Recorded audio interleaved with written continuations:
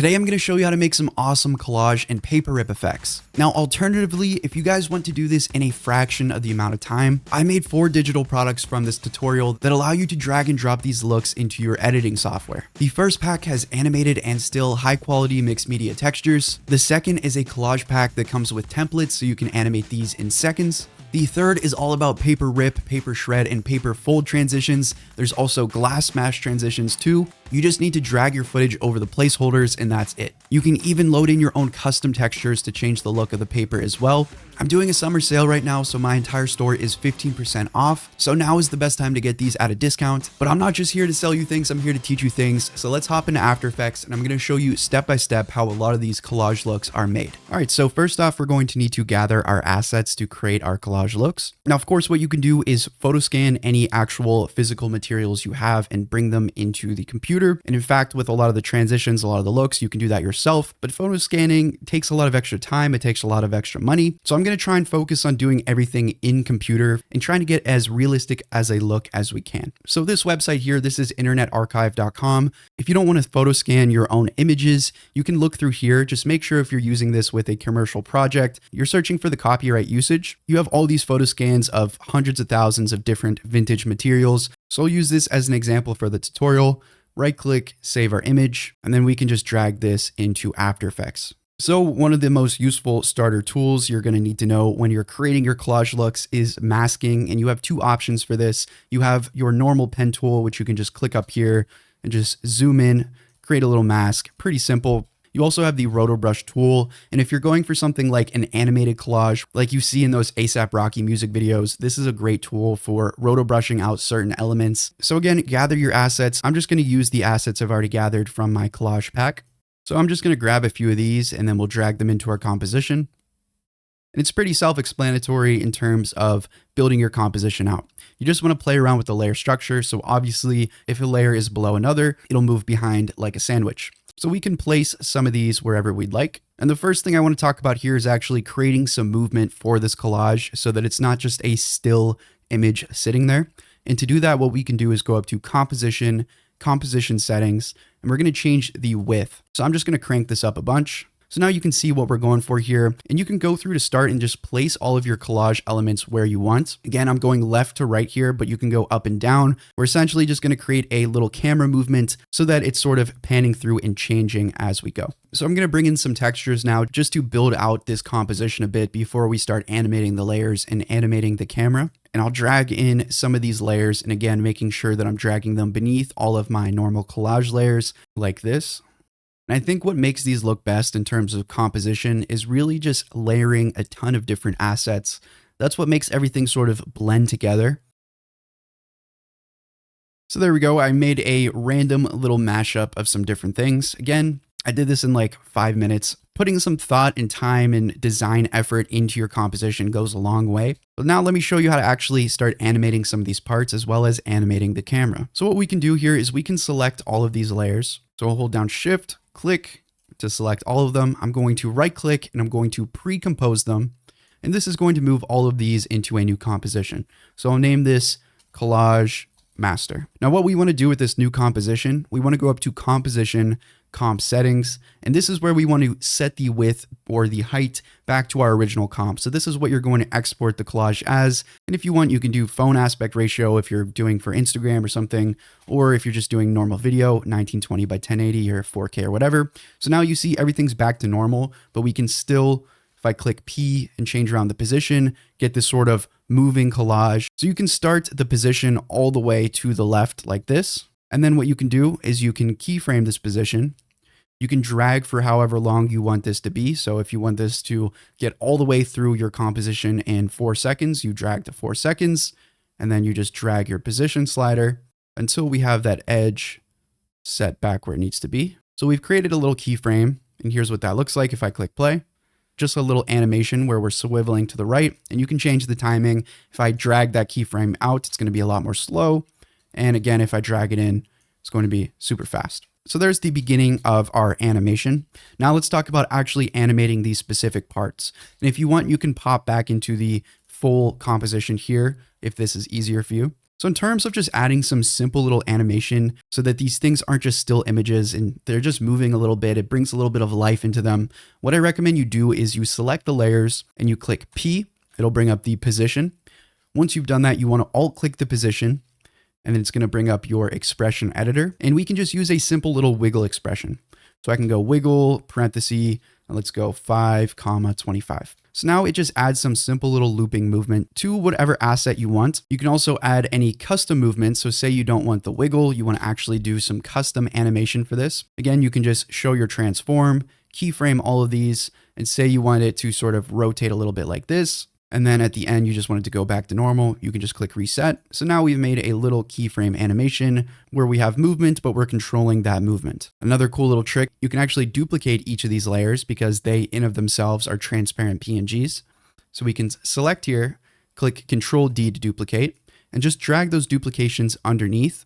And then if you've already animated, like you've added wiggle or a custom rotation or position, you can just offset this layer. So just click the duplication and just drag it over like this. It's doing the same movement, but it's just offset by a little bit. Now you'll see here, because we're doing that, it kind of brings some gaps. So if you don't mind the gaps, this is what it'll look like. It'll just pop in one after the other. But if you don't want it to pop in like that, because these are images, you can just shift click them all and just move them over so that they're already popped in to start. So now what you want to do is you just want to add some little movement to each of these layers. And again, if you just want that simple wiggle or a simple movement that you can paste on each of these, let me show you how to do that a lot easier because there are a lot of layers here. So I'm going to right click, go to new, and I'm going to create a new adjustment layer. And we'll drag that adjustment layer to the very top, and I'll right click and I'll name this animation controls. Now what I'm going to do on this animation controls is I'm going to go to my effects and presets, and I'm going to search for something like a slider. So we'll go over to effect controls in the top left, and we'll just drag and drop the slider control, or you can just, with this selected, just double click. So let's rename this first slider control. Again, say we're doing this with a wiggle. Let's set up so these sliders can control the wiggle. So I'm going to rename this one to frequency, and I'll rename this one to amplitude. Let's select one of these layers again. We'll click P, we'll alt click the position, and we'll do the same thing. We'll go wiggle, and you're only going to have to do this once if you're just copying and pasting it. Again, 5,25. And now what we're going to do is we're going to connect this wiggle to the frequency slider and the amplitude slider. So go back here, we're going to select wiggle, and this time we're going to highlight this first number. This is your frequency. So it's a frequency of 5, and we can connect that, making sure that's open by highlighting it and then using the pick whip tool right here. So you can just click and drag with that highlighted right over this slider box. So now this is parented to the slider. And we can do the same with this one. This is your amplitude. Again, highlight it, pick whip it, and drop it to the slider. So now nothing's going to happen because this is default to 0. But now you have some easy sliders to just kind of mess around without having to change a number value to get a certain look that you want. And again, I like going with something like 5,25, maybe even a little bit less than that. And there you go. That'll give you some nice sort of like handheld stop motion animation. So now that we already have this line from the expression editor that connects to the frequency, we can just right click and just copy this expression. And then I can just go down the list here. And this is how we can animate these all extremely easily. Just click P, alt click position, and then Control V to paste.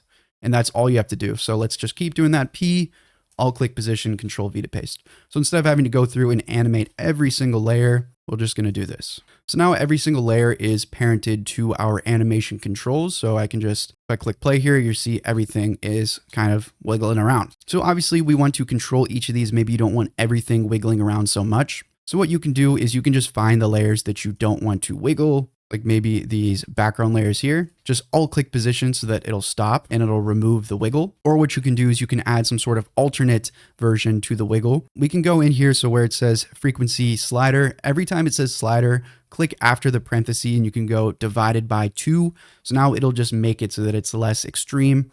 And we can do the same with the last slider here before the last parenthesis divided by 2. So now you'll see it's a bit more subtle of a wiggle. So I think it's good to mix together your wiggle for just general things, messing with the wiggle just to have some changes. And then of course, creating your own custom movement, custom effects. You can also add any effects, and I'm not going to dive too deep into this. You can search through my channel. We have hundreds of different After Effects tutorials, maybe something like a CC scale wipe.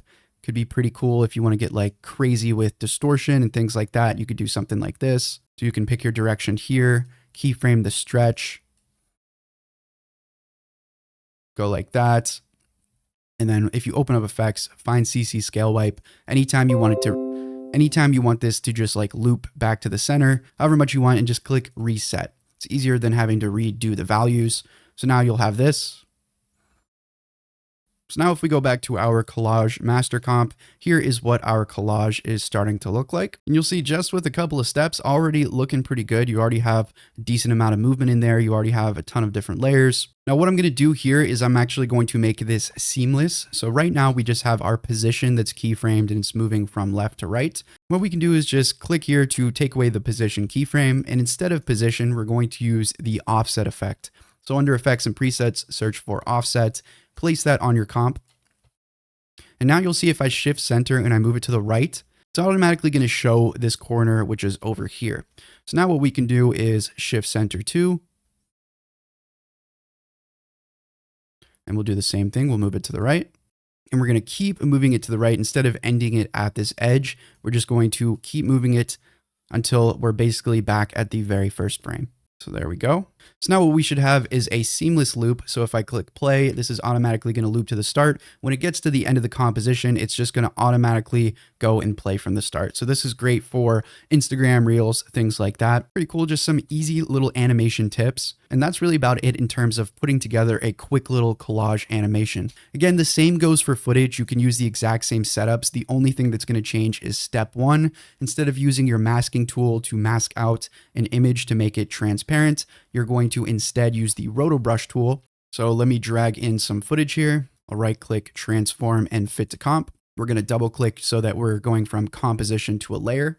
And then we're just going to grab the roto brush tool and then just use the green brush here to select whatever it is you want to select. So once you have the purple line around your subject, you can click the page down key to move frame by frame, and we'll just move a couple of frames until we have this area set out that we'd like to loop. So something like that. And then you can zoom in here and you just want to change the duration of this so that the duration slider is set to where you want it to be frozen. Once you do that, you click freeze and it's going to roto brush out what we selected. So now we can go back to the composition and we can just cut everything that isn't roto brushed. So once you have that masked out area like this, just click Control D to duplicate it and then just place them like this so that it's looping back and forth. And this is pretty sudden and aggressive. If you roto brush a few more frames, it may be a little bit less jittery like that. So keep that in mind. Control D like this. So that's how you can do it with footage if you want footage for your collage.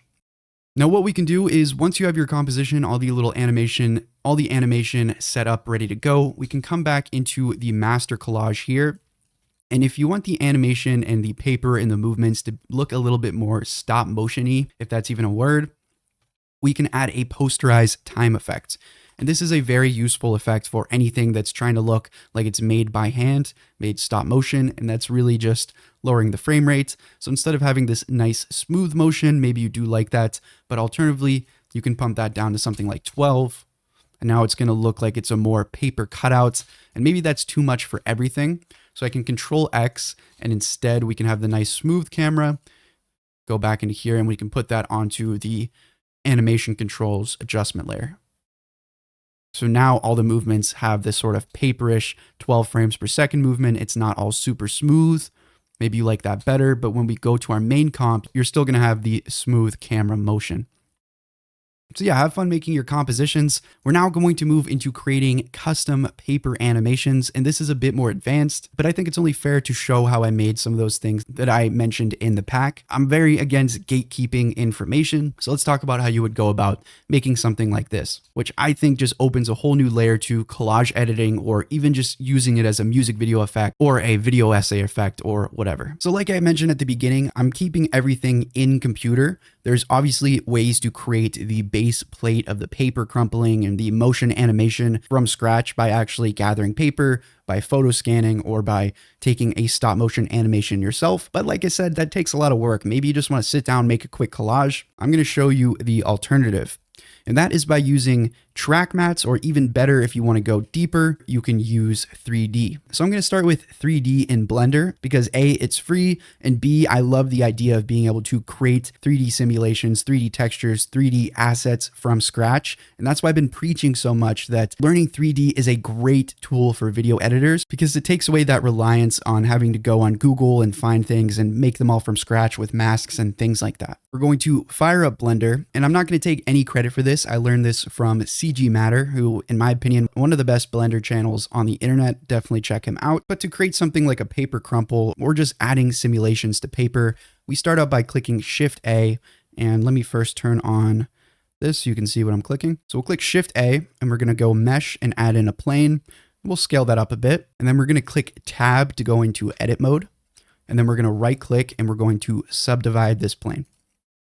So in this little tab in the bottom left, you can just click here, and then you can bump up the amount of subdivisions. We'll go like 10, and that's good. We can click Tab again to go back into object mode. Now I'm going to click numpad 7, and that's the command to have this overhead view, and that'll make it so that you're perfectly looking overhead, which is great. So with my viewport here, I'll click Shift A, and I'll add in a camera, and I want to place the camera at what I'm currently looking at.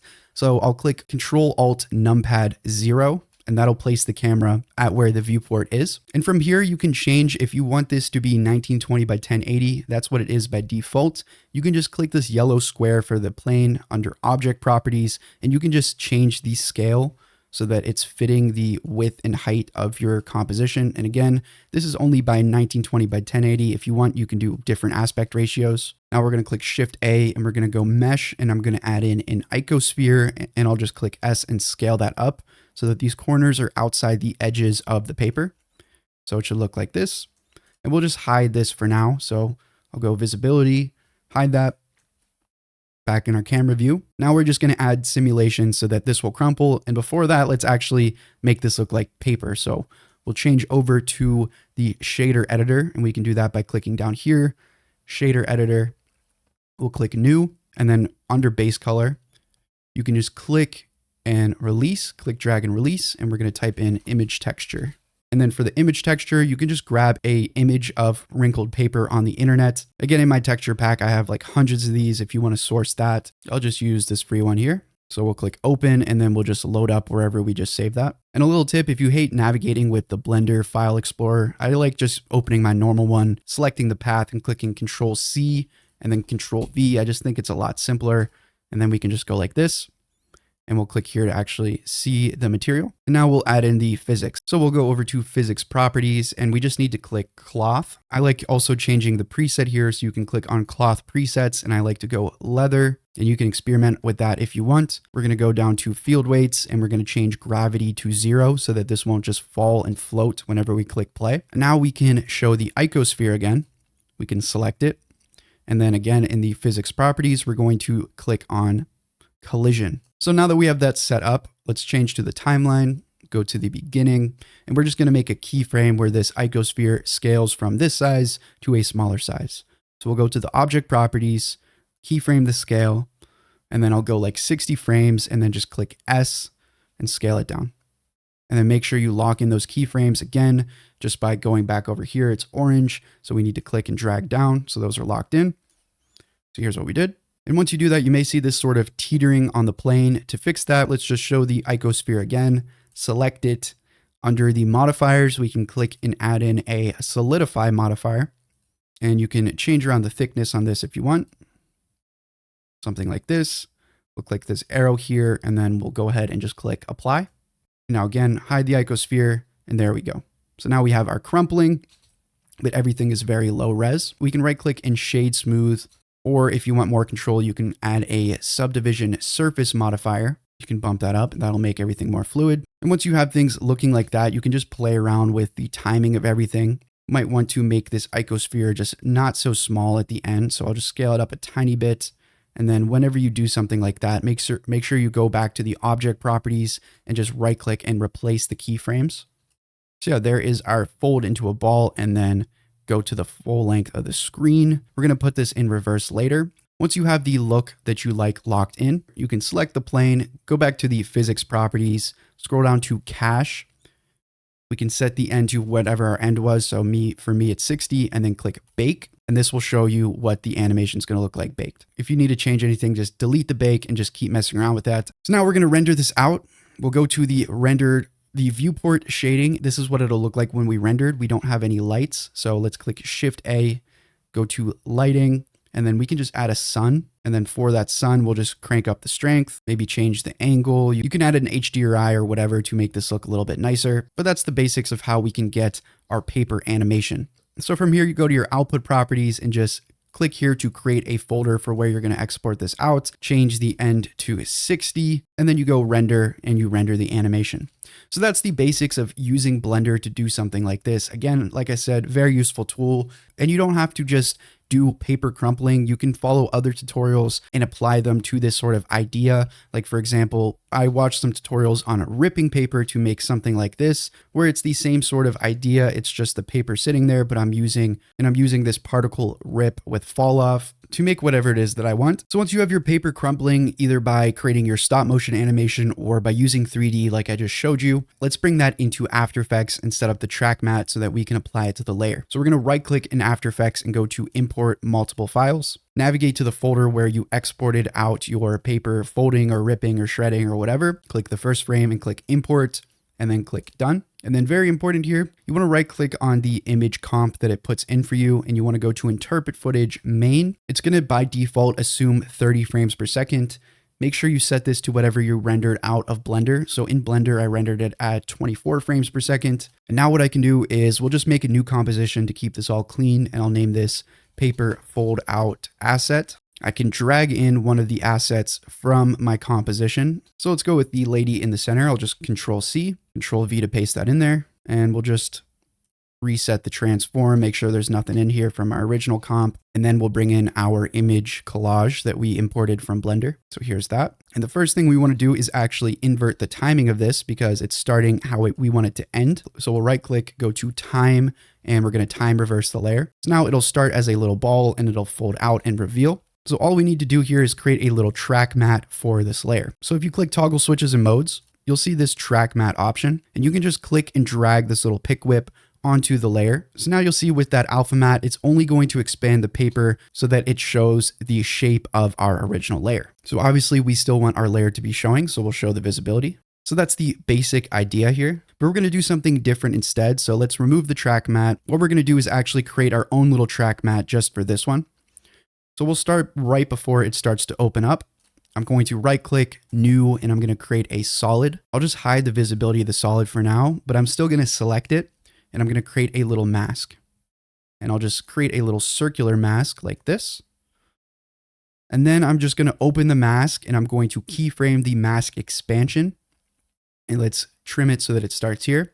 And as this paper opens and folds up, I'm going to keyframe this expansion so that it goes up as well. And we can show the layer again.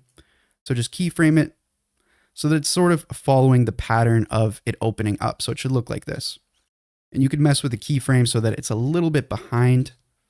Now we don't want this to be so clean. We want it to look like jagged paper. So we can add in a turbulent displace effect onto the black solid. And then what I can do is just bump up the complexity a bit. You can mess with the displacement amount. You can mess with the size. It's all up to you. So now we have something like this.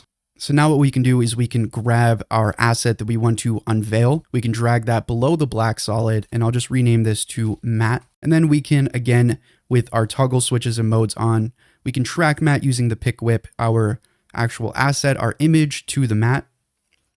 So now what's going to happen is it's going to unveil our image instead of just a black picture. And then for the final cherry on top, we can get rid of all this extra stuff by doing the same with the paper. We can track matte that to our image assets so that we have the paper unfold, and then just toggle this back on for the final look. Pretty cool. I really love how it follows the shape of whatever it is that you're putting in. So again, you can just swap out this with whatever asset to keep doing this over and over. Or again, with that template that I set up, if you guys do decide to buy the pack, you could just drag and drop everything. I rigged it up so that you can change the paper texture. There's a second paper texture in there as well. So there's a lot of things you can do to build on top of this, but I thought this was super cool. And again, you have so much freedom for the shape of the paper uncrumpling if you do it in 3D, or if you make your your own stop motion. So once you've done that, you just go back to your main comp, you find paper fold out assets, and you just drag that in. And there you guys go. There is the basics of our paper fold out effects in After Effects. Let me know if you guys want me to start uploading project files or things like just this paper render that I made here on like a Patreon or something. I want to make things as accessible as possible for you guys, teaching you the tools, but also giving you useful things like this that can save you time in exchange for the financial backing that will allow me to make these tutorials. But again, it's all up to you guys at the end of the day. You guys are the ones who watch these videos, you support the channel. So let me know the best way for you and how we can keep this channel running by providing things that are useful and useful tools. So as always, guys, thank you so much for watching. I hope you did enjoy. If you did pick up any of the packs or anything from this summer sale, thank you guys for the support. We're going to have a bunch more tutorials going forward now that this is ready. And as always, guys, thank you so much for watching, and I'll see you in the next one.